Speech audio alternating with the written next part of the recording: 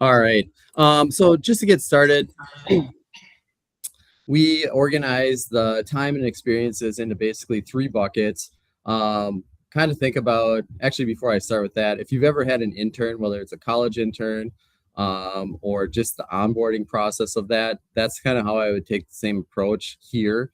Um, as the students come out in January, the kind of getting started bucket is really about the scheduling piece. And I'm sure some of our students have reached out to you guys about getting a few dates in January. And as far as that goes, what we ask is that students average 4 hours per week. And we'll talk a little bit about how that time can look. But the 4 hours comes from the fact that they're not in a class with us. So we just have to equate that to if they were sitting in school here. So 4 hours is the minimum that we ask. And as far as that time goes, what's worked in the past is most mentors, we've been running this program, I think this is our 17th year, and most mentors like it to be usually 2 hour chunks of time where the student can come out, get set up on something, and then go ahead and finish it or at least get a good jump on it. Some have mentioned the fact that they like one time a week with 4 hours being a good spot. And again, as we talk about this time, we'll kind of break down what that looks like. As far as some of the beginning pieces, what I would say is when you bring somebody in, I always remember coming into new jobs and stuff, and you kind of want to meet the people, find out about the processes, learn a lot about what they do. So there's a number of ways that you can do that. Some of our mentors in the past have kind of said, I want everybody to meet you on my team. So they kind of schedule little interview times to kind of get to know everybody and kind of their role. So again, that's a typical thing that happens in January. One thing I do want to mention, depending on your industry and your organization, if there are anything that is going to be like sensitive information wise, like it shouldn't leave the room, it's been a common practice to sign NDA, or if you're in the medical field, they'll go through all the HIPAA training in the beginning parts of January. So those things are pretty common. Again, if there is anything that is sensitive that shouldn't be released, the kids know about that as well. One of the other things just to kind of go through, and I laugh at this one, is kind of going through your expectations around communication. I think all of our students kind of live in the world of what's on my phone, and when I have something, I want to ask you right away. So I think a good practice is just saying, here's what we expect as far as communications, whether that's an email protocol, or if you are using some of the messaging apps such as Slack, texting, all that different stuff, just going through like what's appropriate, because kids kind of think of things like, oh, I got a question. They don't look at the time. So I don't think you want on Sunday night to be getting texts about questions at 9 o'clock on a Sunday. So again, just kind of going through some of those basics. We talk to the kids about that, but it's helpful. Sometimes they hear that exactly from us, but then when you say it, they're like, oh yeah, that makes sense. So just go through some of those communication protocols early on with them, and I think you'll be happy you did. As far as a couple other things, as they start to get into the experience beyond January, a couple of things that we ask that you think about, and this comes from past mentors, is obviously we don't want to put one more thing on your plate. We know that you're doing a great thing here, and we really appreciate that. So if there's things that you want the student to kind of come ready to do, don't be afraid to give them a couple little bits of homework, just so that when they come there, your time is spent doing those things versus trying to explain those things that they could have read or done on their own. And then one of the things that we want to try to think about is, like, I always think of like a staircase. Giving the kids some sort of like small nugget of work, depending on the field that you're in, is always a good way to kind of help them earn your trust. So when I say a nugget of work, that's something small that they can kind of own really quick. And it might be like just a couple hour thing, or it could be a week-long thing. But based on their ability to do that, that gets them to the next step as far as earning your trust. So those little pieces kind of start to add up into what we call the project part, which I'll show you in a little bit more depth later on here. Depending on your industry, again, we have lots of different people in the room. Sometimes people have found it best to start with case studies, whether that's a a business field, a law field, an engineering field. Sometimes it's great to look at something you've done in the past, have the students say, okay, what would you have done in this case? And then they break it down and kind of share back. Here's what I think we would have done. Even though you know what the outcome was, it's kind of a good little practice to get those kids kind of moving up the steps as far as their experiences go. Generally, depending on the industry as well, there's some specific softwares that I say if you look at an entry-level job for your field, it will probably mention some of the things they're looking for. So exposure to some of those, I think is helpful for the resume building of things, just so that kind of helps position them for their next experience as well. Other things that are really helpful is just being part of the day-to-day, sitting in meetings, kind of hearing things. We always say you might be sitting in the meeting and you might be wondering what's going on. It's your job to try to figure that out, especially if you're coming in halfway on something that's already started. That's where you need to set up some interviews, talk to people, really get a grip on what's going on, because that's part of the day-to-day. Other things, and we'll share a little more depth on this, is as you're kind of walking through the experience, what I would say is, bucket number one with the getting started is kind of the January side of things. Exposures and experiences are basically February and March. And then as you get through February, one of the things that we'll talk about are some deliverables here on this next slide. And those things could be small projects, which we'll show you some examples. Any key tasks that you think that the student might be able to kind of own at that time and place would be really cool to give to them. And then sometimes you might say, hey, good morning, Hopkins students. I apologize for this. Digital Learning Day. That was the 840 bell, so all students should report to West 150. All students report to West 150. Thank you. All right. And then any kind of little presentations, whether it's like, hey, I want you to speak on this one part during the meeting you got 2 minutes. Those things students really get excited about and nervous. It's kind of funny because they'll come into us and they'll be like, hey, I got to present on this. What do you think? And we'll have them share that with us and say, okay, good. This is one thing I think you should do to kind of speed that part up, make it more clear. But they kind of really, they get excited about it. And then again, depending on the field, anything that you might have them do, if it's a business field, and say, hey, I want you to research one of our competitors, put together a quick analysis of how you might position whatever, is something that they could do. Medical fields, Kirsten can probably speak more on that part. They've done some different pretty cool research on some diseases and different things like that. Yeah, with medicine, it's always interesting just because it's more observing, obviously. But, we've had students do a deep dive into different things that they're seeing as far as researching and learning about what this treatment means or what this sickness or disease means, or it literally can be anything to get them kind of involved and understanding what they're seeing in that medical field, whatever it might be. Or maybe there's a bunch of different patients, never really one the same. And that's great too. We're just really excited that you're willing to do this. Yeah. So one of the things that kind of goes along with that bucket number 3 on the last slide is we put this in our letter of commitment, which I have linked later on here, that you guys can always reference, and I'll send out the slideshow as well. But these are just some key dates that we share with the students. They are the driving force behind this, but we share this with you as well, just so you know kind of a timeline for what's going on. And obviously within our time frame, like we mentioned, where they're averaging 4 hours a week as a minimum, this should be like things that they are putting on and asking questions about. So just so it doesn't come out of left field and all of a sudden they're asking, what's your guys' retention strategy? How do you keep people happy? And kind of all these questions around that. And you're like, where is this coming from? We wanted to share this with you. So again, these are some key dates. The students are the drivers behind this, which they'll be coming to you with these things and prepared to kind of say, hey, I need to know this.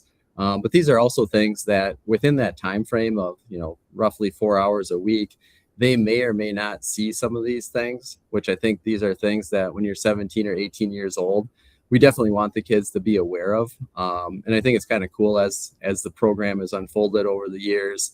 It's really amazing that a kid at the end of this can say, I loved my experience. I worked for this smaller company. I think that would be great. But I also think that maybe a mid-sized company would be a good fit for me as well. And they kind of start to understand like this whole workplace culture and some of the things that, different size companies will offer. And I think that's pretty amazing at 18 years old, because if I think back, I didn't start to realize like what made sense for who I am and where I should be based on the work until I was probably in my mid-20s, probably still trying to figure it out. So kind of having these conversations along the way is really important, and it might not naturally happen. So these are just some key dates and times that we're trying to make sure these things work in. Just to give you an example, kind of again, as we talk through the time, when they come out in January, we mentioned kind of that onboarding process. This I just shared. This was from a past student that did their internship at Starkey in their marketing department. So that particular student came in, and obviously marketing can be a broad field. So the person they were working with just kind of put this together. And what I want to say about this is they didn't have this full plan, the beginning part of it. They just were kind of going week to week on things. And what they said was, variety in this field would be good, so you can kind of see a bunch of different job titles, see what a bunch of different people in marketing do, and then we'll show you how they all come together to kind of work on different things. So they did this first 5-week thing, and they put together a little project to go off of it. And basically after they met with the brand marketing all the way down through like how they launch products and stuff, the mentor said, hey, go back and I want you to put together this listen carefully piece. You're driving this. So as far as what should go on the message, you're going to figure that out, and you're going to work back through those different departments. Sorry, we have automatic lights.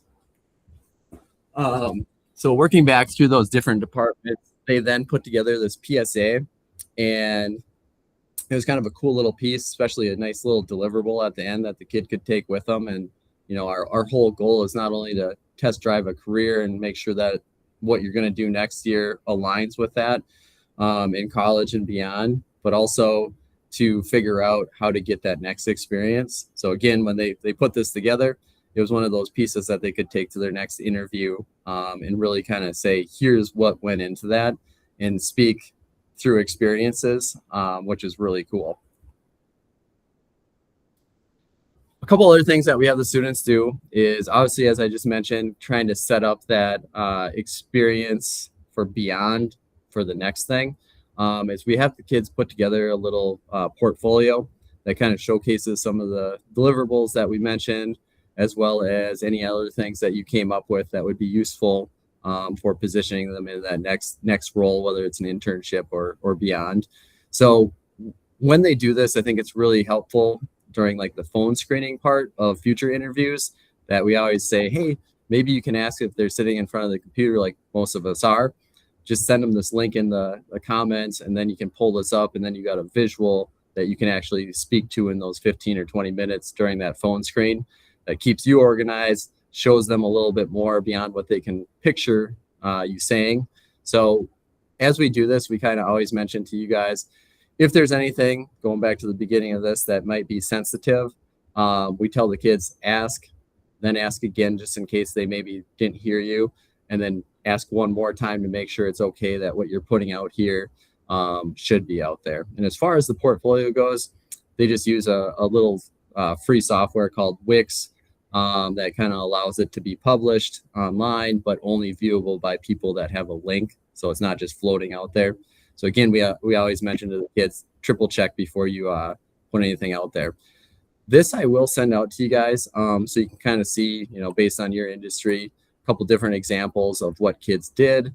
The cool part is some of the students, as we kind of check back on them and keep in touch with people, kept adding to it, all their different experiences. So I just linked these so you can see how the progression went from, hey, they started with us, then they kept building. So you can kind of see how their career started to evolve in those years just beyond high school.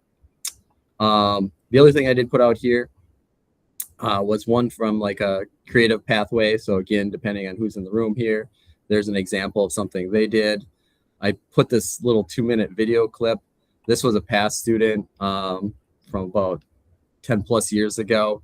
She actually came full circle and is a mentor for us. So this was just her talking about when she was in the program, some of the things that were really valuable that her mentor did, and also how that kind of set her up for the next experience. So feel free to take a look at that. Again, it's only 2 minutes, but kind of shows the full circle experience. And one more thing to add on that, when she was with us, she interned at Medtronic and then ended up getting her first career level job at Medtronic. And her mentor was that person on the same floor that she could still walk down and talk to. But key takeaways for her were, she was in an engineering field, but, getting to see what a few different types of engineers did was really helpful, she mentions. And then also giving her those like nuggets of work that she could own during her experience just helped her talk about like the really specific things in those future interviews that kind of helped her land the next experience and the next experience. So she kind of talks about that in there as well. So again, take a look if you got time. I think it's kind of helpful if you've never mentored somebody to kind of hear what somebody would say. Couple quick other things, and then we'll open things for questions. The students are going to be with you during our school year as far as what we call quarter 3 and then quarter 4. So what we ask is that towards the end of the first quarter, which comes up at the end of February, we will send out an evaluation link, and I'll show you kind of what that looks like here at the end digitally. And it's kind of like any job eval. We're just asking for feedback on the students, and then that feedback is shared to help continue to improve that student. So again, we ask for your honest opinions on this. Feedback is a gift, as I always say, and that's always helpful. So you'll see twice during your time, or depending if you're doing 9 weeks or the full thing, you might only see one of these depending on how we break that time up. So again, we'll show you that at the end. We've made them really user-friendly, and they should not take more than 5 minutes of your time because we know you're really busy, and they're pretty generic because so many different students are in so many different industries. But yeah, like Jesse said, super valuable. But again, we don't want to take too much of your time having you fill them out. So they're really quick and easy. Yep. And then the other thing that, we stress a lot is the resume. In our program, but kind of during the first half of the year, that was a chunk where we had those guys develop a resume. Then we had people come in from the outside that look at a lot of resumes, give them some feedback. And again, most of their experiences were kind of what you would expect out of a teenager up to this point. So I think on your end, as you guys get closer to the end of your time with the students, kind of doing some of that, hey, I know you got a resume. Let's pull that up and kind of capture the experience that we've done so far and kind of help them set themselves up for what's beyond is a really a huge thing that just can't say enough of how valuable that is for setting them up beyond here. I'm going to open this up for questions in just a second here. But one of the things that I think is really cool that you guys are doing is obviously, like Kirsten mentioned, this is amazing that you're helping these students. It's their first career level experience. And we've been running this program for 17 years and we keep in touch with the mentors and the students of the past. And it's cool to see how this really was a cornerstone to launch their careers, to get those next experiences, to even come full circle and work for the same place or end up being a mentor at their organization for us. So it's kind of like we always say, it's the ProPEL family, and it's a really cool network of people doing some really good things. So again, thank you for your time on this and taking this step and being that person for them. Maybe you had that person, but again, it's like thinking back to when you first were starting your career. What are those things that are going to be really helpful? and kind of helping these kids, and they're so excited to come out to you guys. So it's a pretty cool thing that you're doing. But on that note, is there any questions that people have?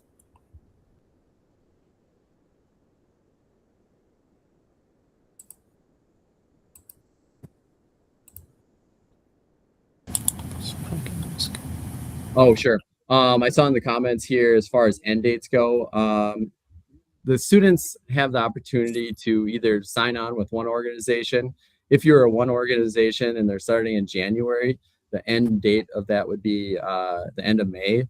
However, students can do multiple experiences. So I know there's some people in the room here today that I think are going to be looking at shorter time frames. So it's basically whatever the students and you agreed to for that.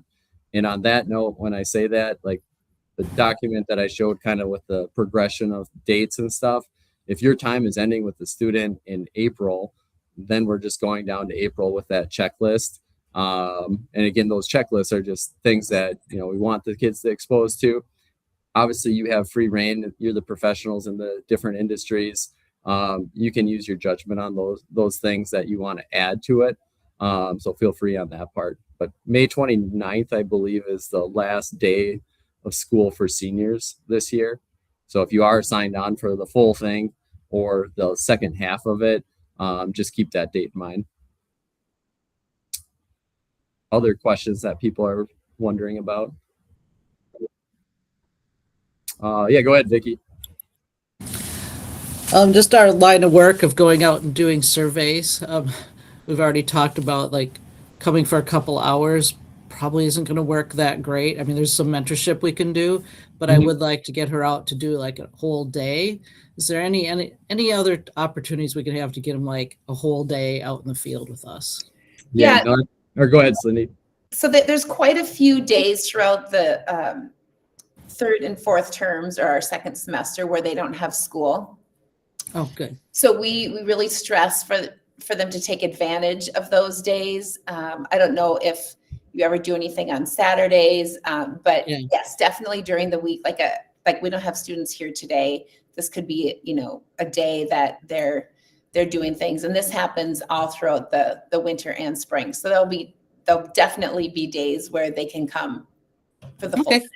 Yeah. Good. Yeah, we want to make sure she gets the kind of full experience. Yeah. And like Jesse had said, when he gave you the Starkey example, the students don't need to be with just you. You could check in with them in January and keep kind of giving, handing them off to other people throughout their time with you. That is 100% awesome. We just need a point of contact with your organization, and they can be working with whoever.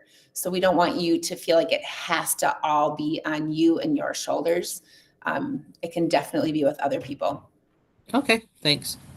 Yeah. Well, one quick thing to add on to that, Vicky, and for anybody else, if you have something that you really want the kid to see, these are seniors that have pretty much met most of their fulfillments for graduation.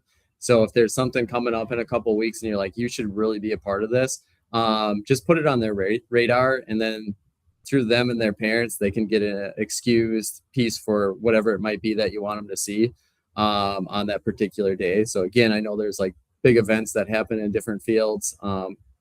If you feel they should be there for that, just put it on their radar, and generally they have the flexibility to make that happen. I have a quick question, kind of a two-parter. One is we do a lot of our work on the internet. So it'd be okay for us to set up a company email address for the intern in order to get them connected into some of our systems and softwares where it's just a little harder if it's an external email. Is that okay? Yeah, absolutely. It's pretty normal. I think I forgot to mention that, like if some places have given them their own computer, even with putting them in as basically an employee. So yeah. Okay, great. And then the second part to that is, how do you want us, are we communicating with the student and expecting them to communicate back to the school and their parents? Or do we need to copy other people on our communications? We can just be direct with the student, and it's really up to them to inform you or their parents if there is something that we're saying, hey, this would be really cool for you to do. They Yep. Yep. So you just tell the student like you're right. working with Great. Ezra Wolf, I believe, right? Yeah. Yeah. Yeah. So you just say to Ezra like, hey, I need you at this event. Make it happen. And between him and his family, they're gonna get the clearance with the school. Yeah. Okay, great. Awesome. Yep. Other things that people are thinking. Let me just double check the chat area here. All right. So I will send this out. Obviously, Kirsten and I are going to be available whenever you have questions. So either give us a call, which I'll put on that slideshow. And also, if you have any questions along the way, email us. We are your point of contact. And if something doesn't go right, I should mention this. We had a student one day and the mentor said to him, "How do you think that went?" And the kid said, pretty good. And the mentor goes, you know what?